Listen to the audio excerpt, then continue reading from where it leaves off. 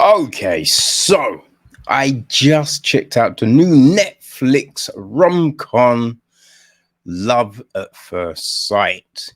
This is directed by Vanessa Caswill, written by Katie Lovejoy, and an adaptation of Jennifer E. Smith's book, The Statistic,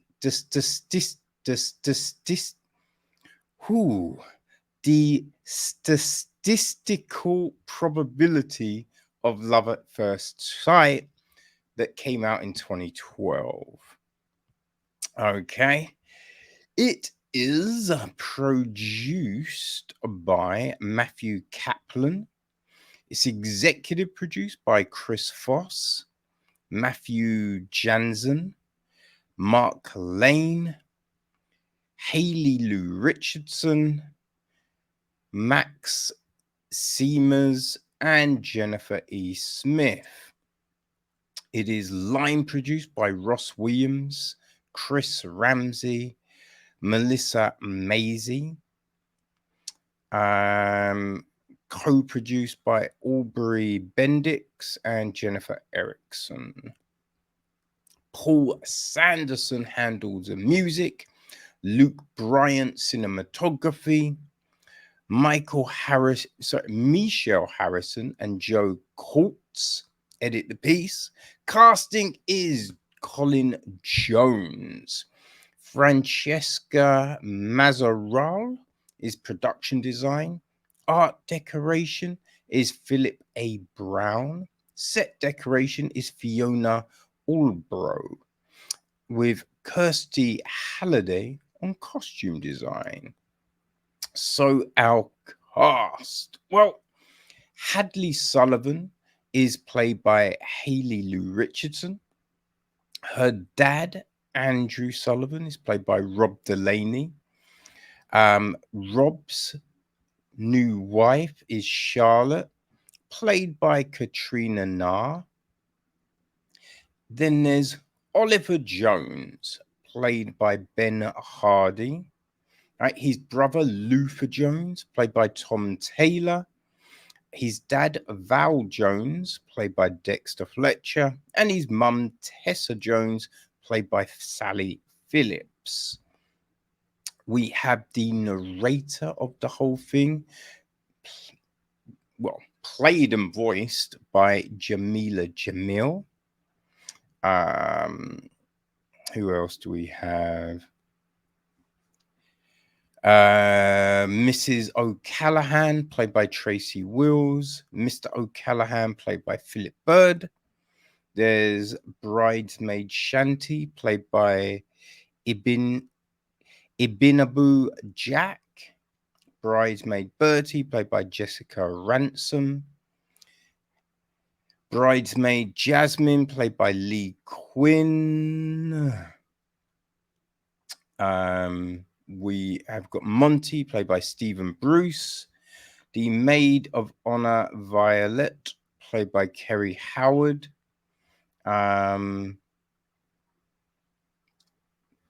Gate Agent Jenny, played by Jordan Frazier. Headphone Girl, played by Vivian Galspari.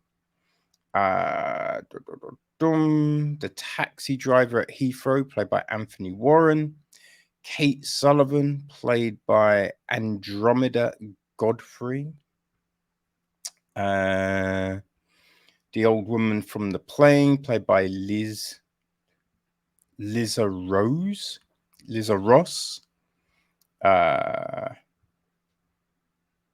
Okay, so a younger version of Oliver is played by Buddy Powell.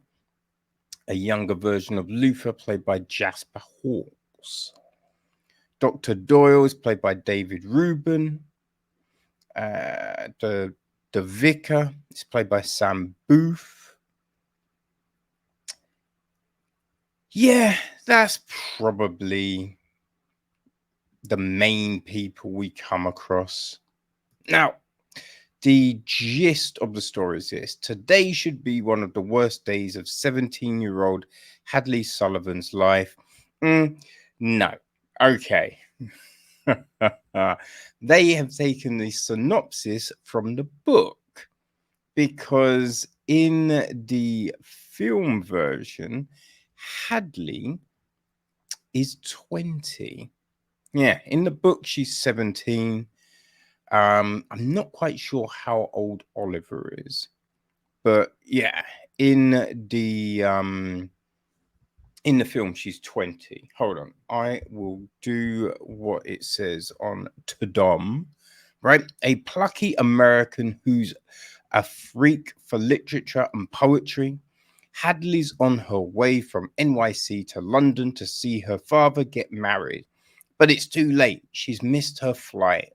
Lucky for her, there's a seat on the next plane for way more money.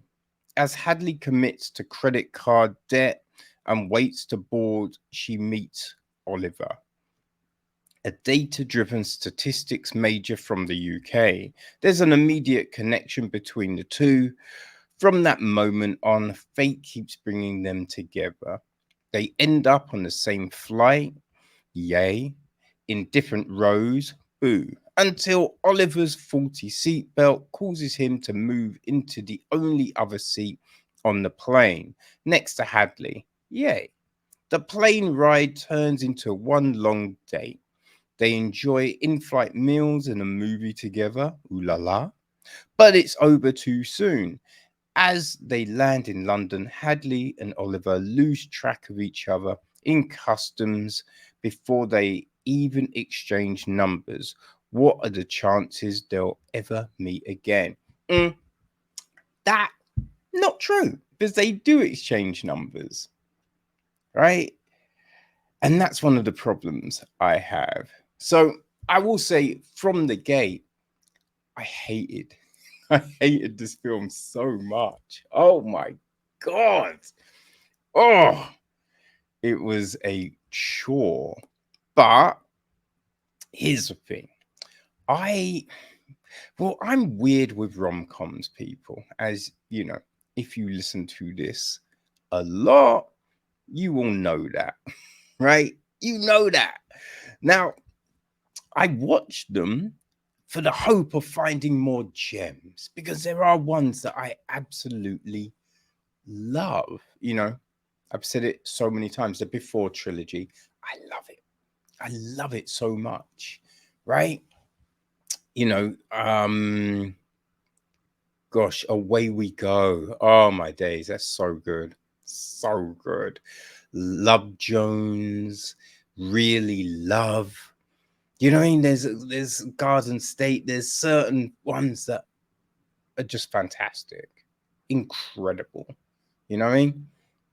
Love and Basketball, right? Just awesome films. And so, you know, I watched them because sometimes you have gems like Rye Lane. How good was Rye? If you have not seen Rye Lane, people, what the fuck are you doing? It's on Hulu. It's on Disney Plus. Go watch it right now. It's outstanding. It's tremendous. So that's it, right? I'm a sucker for love as well. You know what I mean? And just, you know, I love hearing people's origin stories. So I checked out the film because I do wonder about love at first sight. You know what I mean? I don't necessarily believe it exists, right? I think you can dig someone at first sight, right? I knew when I met my chick, right, that, yo, I want to keep on talking to this girl, right? I think that's the thing, because, well, there's so many different types of love and stages of love. And I think love at first sight is lust at first sight, right? Which could then grow into other things, but not necessarily. You know what I mean? Anyway, right? I'm tangenting all over the spot. But yeah, you know, so watching this film, oh, I will say as well, if you are a fan of, well, I think the third Bridget Jones film is a definite, you know, I think that, boom, sticks out. Stuff like What's Love Got to Do with It, which we looked at about a month and a half ago. You know, just Stuff like Holiday, right? Choose Love. You know, if things like that, Love at First Kiss, you know, if those films have your heart palpitating, right? If you love those films, if for you, those are the epitome of an outstanding rom-com, then Love at First Sight is all you. You will enjoy the hell out of it, people, and that is outstanding. That is outstanding, right? For me, there's just a load of things like, you know, the whole premise of them getting off the plane and not exchange, because he gives her his number, right? He gives her his number. But here's the thing, because I think everyone knows it, right? You meet someone, whether it's a date or someone like you want to network with, or just, you know, you got on and it's just like, yo, let's meet up and talk about blah blah blah again. You might go, yo, I'll put my number in your phone, and you press ring, cancel the call. So now the number is in the phone. That's what you do. You don't just enter the number and go, here you go, you can text me, right? You either dial it or you put it in the phone book. Everyone has similar phones nowadays. So I think everyone knows how to do. It's not a mystery like it was back in the day. You know what I mean? Like, how the fuck does your phone work? Like, where's all the screens and the set? No, everyone knows. So you would do that. You're not just entering a number. It's ridiculous. All right. Here's another thing. Like, she's 20 in the film. So if your phone dies all the time, you're carrying around a charger cable with you and a power bank. That's what you would do. Power banks nowadays are like £1. I mean, not quite, but you know what I'm saying? They're mad cheap, right? Back in the day, yo, those things were expensive, right? Now they're so fucking cheap. You probably can get one in a packet of cornflakes. You feel me? So the fact that she has none of these things with her that's bullshit. That's straight bullshit. I know, I'm not buying it, right? I'm not buying it, right? It says, oh, her phone always dies. Then you're doing something about it. Like the first, second time it might happen, you'd be like, ah, fuck, I'm cool. Then you just be like, you know what? My phone is shit. All right, I'm going to buy a power bank. I'm going to always have a power cable with me. That's what you would do. Just standard. That's standard. The other thing about missing planes, like being late, you leave early, especially when it comes to a flight. And if you miss it, you pay for the next flight. And the thing about her going into credit card debt, no, because her dad paid for the flight. So it's just like, she ain't in debt, right? I don't know why they write bullshit all the time in these things. It's ridiculous. But I mean, you know what's happening in this film, right? You know why Oliver's coming to London before it's even said. You just know. Nothing is a surprise. Nothing is a shock. It's all very stereotypical, right? And they do the thing of, oh, English people are like this, and it's just full of cliches that are just terrible, right? Now, something that is just so crazy, right? She's at the airport. Now, I'm not quite sure. I do not believe they say which one she's at, Heathrow or Gatwick. But I can tell you now, You are not getting to stop. No, not Stockwell. Where the fuck was she going to again? Oh, it begins with an S, not Shadwell.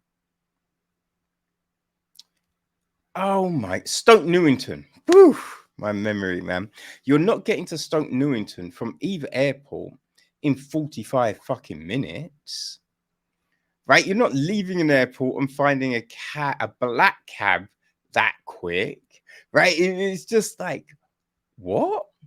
And then the way she got there, like the way she got, I'm just like, you huh? That's it. Whenever there's a thing, right? And it might be in London, but you might be in, New York or LA or wherever. But they always go by the big, tourist attractions, right? Those symbols of that city. Even though if you were actually driving from where they start to where they're going, you wouldn't go past any of those things. Right? You wouldn't go past any of those things. You're just like, huh? But yeah, so they do that. But it's just like you're not getting there in 45 minutes. It's bizarre. Now, here's the other thing which does not get addressed, right? So she's late, right? So this plane gets in just, so she lands after 11. She has to be at the wedding for 12. So that's the thing. So she arrives and then has to get dress on, hair done, makeup, all of that jazz. Now, is the other big thing. So she's been on a plane overnight. One, she's run through the airport twice. Shorty gonna be kind of frowsy. You know what I mean? She's gonna be kind of frowsy at this motherfucking wedding. Like there was nothing like, yo, I just need to take a hoe bath. Is that a hoe bath? What do you call that shit? In the sink, right? I think they call that a hoe prostitute bath shower. One of the two. It's one of them things, right? It's just the name of it. That's what people call them things, right? But there's not even that. It's just like, yo, anyone got some deodorant? I'm a little, you know what I mean? Nothing. So she at the wedding, and there's moving around, then other things happen, and then there's dancing at the end. Shorty gonna be just tinging up the place, right? It's not addressed. It's not addressed in this film at all, which I thought was very peculiar. People ain't gonna lie, very peculiar. But anyway, there's just all of this stuff. Like Oliver's 22, and the way he acts with his brother, with his parents, you would think that like him and Hadley were a lot younger. If they were 15, 14, 15, you'd be like, okay, I get it. But they're of an age where you're just like, nah, it makes no sense, right? He's all about the statistics, right? The numbers, the data. Now, you would be someone who is so entrenched how they try and make it in this. You're not randomly trying to lips up some girl you just met on a flight, because you would be the statistics of, someone meeting someone and it building into anything meaningful is probably, blah, blah, blah to 1, right? Is high. It's high. So someone like his character that we're led to believe ain't doing that shit. You understand?